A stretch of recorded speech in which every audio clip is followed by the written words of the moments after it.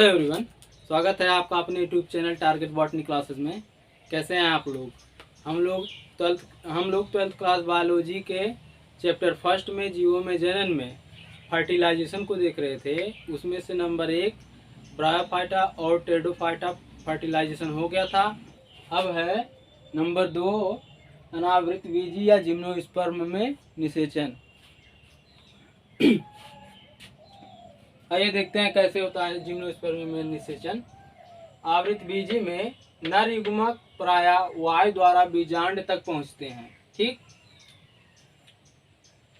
परागकण से पराग नलिका निकलती है जिससे नर जनन कोशिका मादा युग्मक के केंद्रक तक पहुंचती है। यह पराग नलिका प्रायः चूसकांग का काम करती है। चूसकांग का मतलब जो होता है, यह मादा युग्मक के अंदर जब पराग नलिका जाती है तो वहीं से अपना भोजन लेना शुरू कर देती है। और अगला है निषेचन के पश्चात युग्मनज से भ्रूण बनता है व बीजांड बीज में परिवर्तित हो जाता है। ओके, बीज के भीतर तरुण मीन्स होता है यंग, जवान। भ्रूणपोष के अतिरिक्त भ्रूणपोष को इंग्लिश में कहते हैं एंडोस्पर्म। भ्रूणपोष भी पाया जाता है जो पोषक ऊतक का कार्य करता है। फिर से देख लीजिए, बीज के भीतर तरुण भ्रूणपोष के अतिरिक्त भ्रूणपोष भी पाया जाता है जो पोषक ऊतक का कार्य करता है। पोषक ऊतक का मतलब भ्रूणपोष जो होता है वह भोजन प्रदान करने का कार्य करता है। आइए अब देखते हैं नंबर 3 है आवृत बीजी या फिर एंजियोस्पर्म में फर्टिलाइजेशन या फिर निषेचन। ठीक, तो देखिए इसमें दोहरा निषेचन होता है। एंजियोस्पर्म में डबल फर्टिलाइजेशन या फिर दोहरा निषेचन होता है। एक नर युग्मक अंड कोशिका से तथा दूसरा नर युग्मक 2 ध्रुवीय केंद्रकों से संलयित होता है। इस प्रकार निषेचन 2 बार होता है। आवृत बीजी में एक नर युग्मक अंड कोशिका से संलयित होता है या उससे फ्यूज करता है या मिलता है। ठीक, एक नर युग्मक अंड कोशिका से संलयित होता है तथा दूसरा जो होता है वह 2 ध्रुवीय केंद्रक से संलयित हो जाता है या फ्यूज कर जाता है। ठीक, तो इस प्रकार निषेचन 2 बार होता है। देख लीजिए, पहले वाले संलयन के फलस्वरूप युग्मनज बनता है जबकि दूसरे वाले संलयन के फलस्वरूप भ्रूणपोष बनता है। भ्रूणपोष त्रिगुणित होता है। एंडोस्पर्म भ्रूणपोष जिसे इंग्लिश में कहते हैं एंडोस्पर्म, वह जो होता है त्रिगुणित होता है। ठीक, देखिए निषेचन के पश्चात बीजांड से बीज बनता है तथा अंडाशय से फल बनते हैं। फिर से देख लीजिए, निषेचन के पश्चात बीजांड से बीज बनता है तथा अंडाशय से फल बनते हैं। अब आता है अगली हेडिंग, पश्च निषेचन अवस्था। इसे इंग्लिश में कहते हैं पोस्ट फर्टिलाइजेशन स्टेज। आइए इसे देखते हैं। निषेचन के परिणाम स्वरूप युग्मनज का निर्माण एक सार्वभौमिक प्रक्रिया है। यह निम्न प्रकार से होता है। नंबर 1 है युग्मनज कुछ विश्राम के पश्चात नया पादप बनाता है। उत्पन्न पादप द्विगुणित होता है।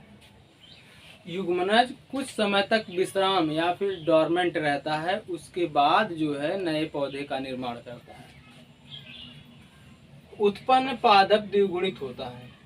ठीक, नंबर 2 है कुछ विश्राम के पश्चात युग्मनज अर्धसूत्री विभाजन द्वारा मियोस्पोर बनाता है जिसके अंकुरण से अगुणित जीव बनता है। ओके, तो इसका एग्जाम्पल है शैवाल व कवक। तो अब आते हैं अगली हेडिंग पर।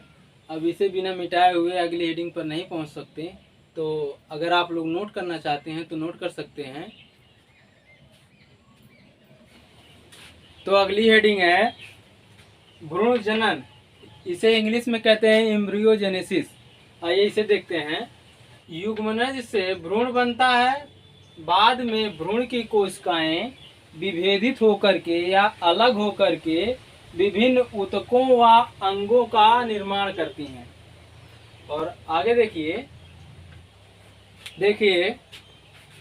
पुष्पीय पादपों में निषेचन के पश्चात पुष्प व बीज बनते हैं।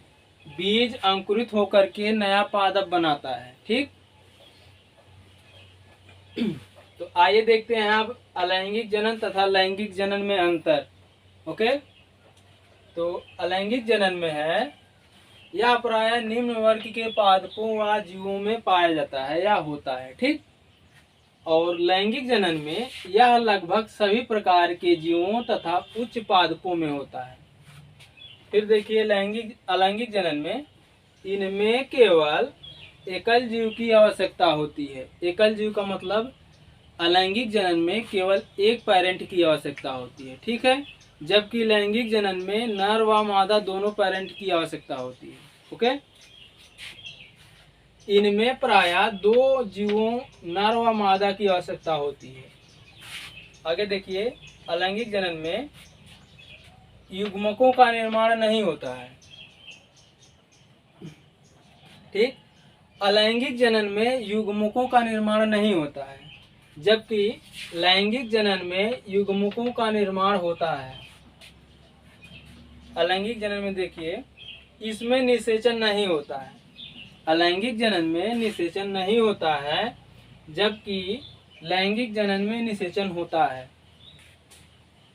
अलैंगिक जनन में इनमें केवल समसूत्रण होता है, यानी इनमें केवल समसूत्री विभाजन होता है, जबकि लैंगिक जनन में समसूत्री व अर्धसूत्री दोनों विभाजन होते हैं। अलैंगिक जनन में संततियां अनुवांशिकी में जनक के समान होती हैं। संततियां अनुवांशिकी में जनक के समान होती हैं, और लैंगिक जनन में संततियां अनुवांशिक में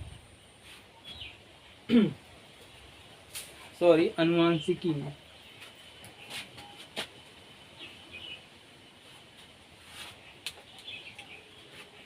संततियां अनुवांशिकी में जनक से भिन्न होती हैं।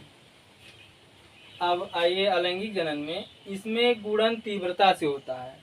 गुणन का मतलब इसमें अलैंगिक जनन में गुणन तीव्रता से होता है, मतलब एक जीव से दो जीव, दो जीव से चार जीव, चार जीव से आठ जीव, आठ जीव से 16 जीव, ऐसे मतलब इसमें द्विगुणन जो होता है बहुत तेजी से होता है।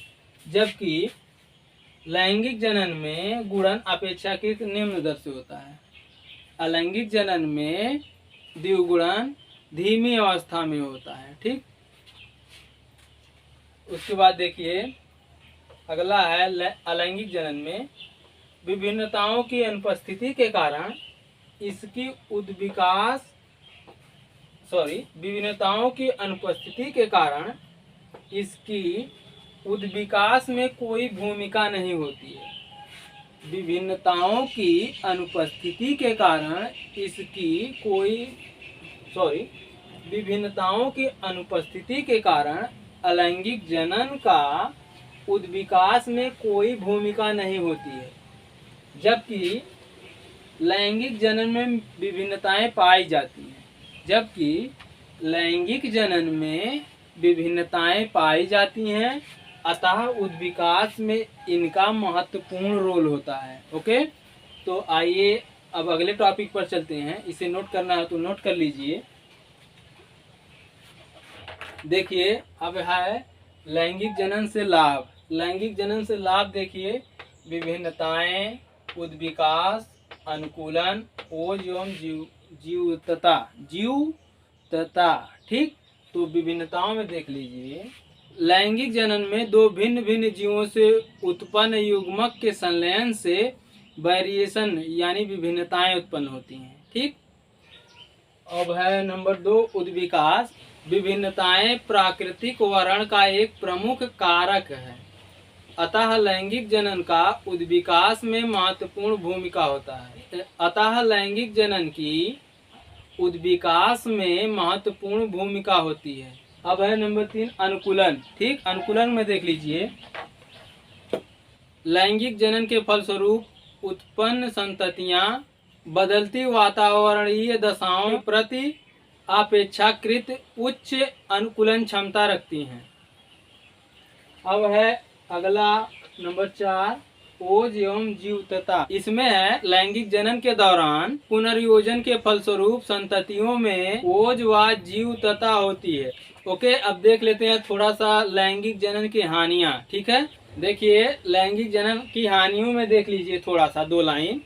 लैंगिक जनन एक धीमी प्रक्रिया है जिसमें अधिक समय की आवश्यकता होती है। और नंबर 2 है लैंगिक जनन में प्रायः 2 जीवों का होना आवश्यक है। नंबर 3 है प्रत्येक परिस्थिति में निषेचन का होना आवश्यक नहीं है, यह एक अवसर कारक है। ओके, तो अगली हेडिंग है प्रजनन की असामान्य विधियां। आइए उसे देखते हैं। देखिए प्रजनन की असामान्य विधियां, इसे इंग्लिश में कहते हैं अनयूजुअल मेथड ऑफ रिप्रोडक्शन। ठीक है, तो आइए देखते हैं, थोड़ा सा इसके बारे में जान लेते हैं, उसके बाद आगे चलते हैं। कभी कभी पादप में जनन कुछ असामान्य विधियों द्वारा भी होता है। आवृतबीजी पादप में नर व मादा युग्मक के संलयन के बिना ही भ्रूण व बीजाणुभित बनता है। इसे असंग जनन कहते हैं, या फिर इसे इंग्लिश में कहते हैं एपोमिक्सिस। ठीक, इसके विभिन्न प्रकार निम्नवत हैं। अनिषेक बीजता। ठीक, अनिषेक बीजता, इसका इंग्लिश ने इसे इंग्लिश में कहते हैं एगैमोस्पर्मी। ओके, तो इसे देखिए अनिषेक बीजता में देखिए इस प्रकार का प्रजनन बीजों द्वारा संपन्न होता है। किस प्रकार का? अनिषेक बीजता प्रकार का प्रजनन बीजों द्वारा संपन्न होता है। ओके, परंतु बीज निर्माण के दौरान संयुग्मन व अर्धसूत्री विभाजन नहीं होता है। यह निम्नलिखित प्रकार का होता है। तो इसमें है नंबर 1 अपबीजाणुकता, इसे इंग्लिश में कहते हैं एपोस्पोरी। ठीक है, इसे देख लीजिए। इसमें बीजांडकाय की कोई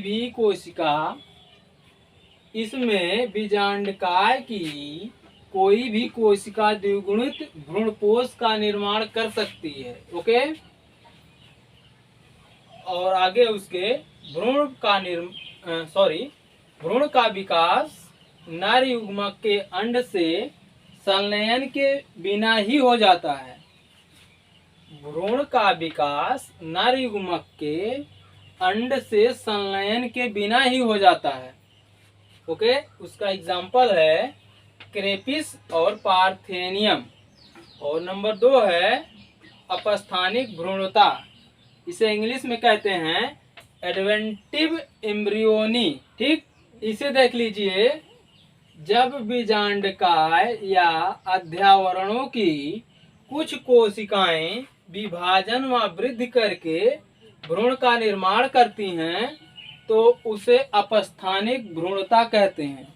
फिर से देख लीजिए, जब बीजांडकाय या अध्यावरणों की कुछ कोशिकाएं विभाजन व वृद्धि करके भ्रूण का निर्माण करती हैं तो उसे अपस्थानिक भ्रूणता कहते हैं। उसका एग्जाम्पल है नींबू और आम। ओके, आइए अब इसके आगे देखते हैं। नंबर 1 को हम लोग देख चुके हैं। अब है नंबर 2 अयुग्मन या फिर एपोगैमी। ठीक, अब है नंबर 2 अयुग्मन या फिर इसे इंग्लिश में कहते हैं एपोगैमी।